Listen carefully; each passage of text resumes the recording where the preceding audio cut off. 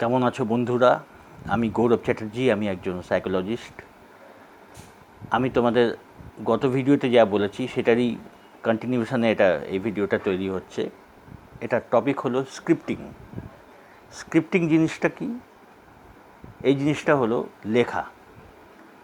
তো অবচেতন মনকে প্রভাবিত করবার অনেক উপায় আছে, যেগুলো বলেছি তোমাদের। একটা হলো ভিজুয়ালাইজেশন, একটা হলো লেখার কথা বলছি আমি। ভিজুয়ালাইজেশন পরে অ্যাফার্মেশন। মানুষকে তুমি অ্যাফার্ম করছো অনেক কিছু, যা তুমি চাও সেটা তুমি মনে মনে নিজেকে অ্যাফার্ম করে যাচ্ছ, বলে যাচ্ছ পজিটিভভাবে। তো অ্যাফার্মেশন হলো, আর ভিজুয়ালাইজেশন তো বলেইছি। আর থার্ড যেটা ইম্পর্ট্যান্ট একটা জিনিস বলছি সেটা হলো স্ক্রিপ্টিং, লেখা। এতে অবচেতন মন কীভাবে প্রভাবিত হয় না, যখন তুমি কোনো কিছু লিখছো তখন তোমার মন খুব একাগ্র হচ্ছে। হয়তো একাগ্র হলে কী হয়, চট করে ওটা মনের গভীরে চলে যায়, অবচেতন মনে। যার জন্যে টিচাররা বলে থাকে যে লিখে লিখে প্র্যাকটিস করতে, লেখা। হ্যাঁ, মানে তুমি কিছু পড়াশোনা করছো, তো পড়াশোনা টিচাররা বলে থাকেন যে তোমরা লিখে লিখে করবে, লিখে লিখে করলে মনে গভীরে ওটা চলে যায় চট করে। ওই জন্যে অবচেতন মনকে প্রভাবিত করবার এটা একটা খুব ভালো প্রসেস হলো লিখে অভ্যাস করা। এখন কী লিখবে? আমরা জানি যে আমরা অবচেতন মনকে যা বলি সেটা সেভাবে নিয়ে নেয়, এবং অবচেতন মনে যা চলে যায় সেটাই আমাদের লাইফকে তৈরি করে।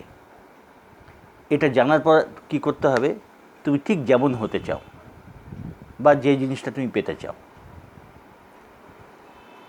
একটা খাতায় কলম নিয়ে তুমি বেশ খানিকক্ষণ অল্প শব্দের মধ্যে, 1 লাইন 1.5 লাইনের মধ্যে, বেশি বড় যেন না হয়, অল্প শব্দের মধ্যে একই কথা বারবার লিখতে হবে। যেমন কেউ ভালো ব্যক্তিত্ব পেতে চায়, পার্সোনালিটি, বা কোনো দুর্বলতা দূর করতে চায়, তো সেই সম্বন্ধে সে লিখবে যে যেমন আমি প্রতিদিন খুব ভালো ব্যক্তিত্ব লাভ করছি, বা আরও সহজভাবে যে আমার ব্যক্তিত্ব খুব দারুণ হচ্ছে, প্রতিদিন আমার ব্যক্তিত্ব খুব দারুণ থেকে দারুণ হয়ে যাচ্ছে, আমি আরও বেশি ব্যক্তিত্ব লাভ করছি। এরকম তুমি রেগুলার তুমি লিখে যাচ্ছ।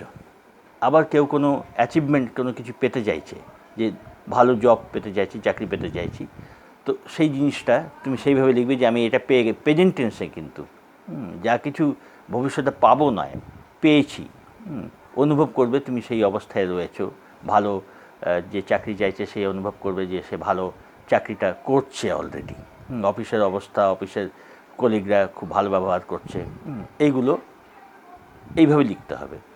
যে ব্যবসা গ্রো করতে চায় সে লিখবে যে আমার প্রতিদিন ব্যবসা খুব উন্নতি হচ্ছে, আমি প্রচুর ইনকাম করছি। এটাকে বলে স্ক্রিপ্টিং।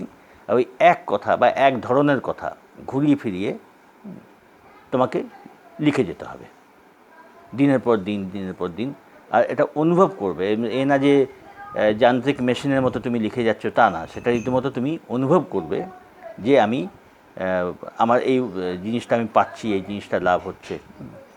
এরকম এক্সাম্পল আমার কাছে অনেক আছে, যে সে জাস্ট স্ক্রিপ্টিং লিখছে যে সে কোনো সার্ভিস সে পেতে চাইছে, দূরের কোনো কোথাও তার সার্ভিস কোনো দূরে কোথাও হয়েছে, সে চাইছে যে অত দূরে আমি সার্ভিস করবো না, কাছাকাছি সার্ভিস হলে ভালো হয়। সে বারবার সে কিন্তু স্ক্রিপ্টিংয়ে তাই লিখছে যে আমি খুব বাড়ির কাছে সার্ভিস পেয়েছি। আলটিমেটলি লিখতে লিখতে তাই হলো।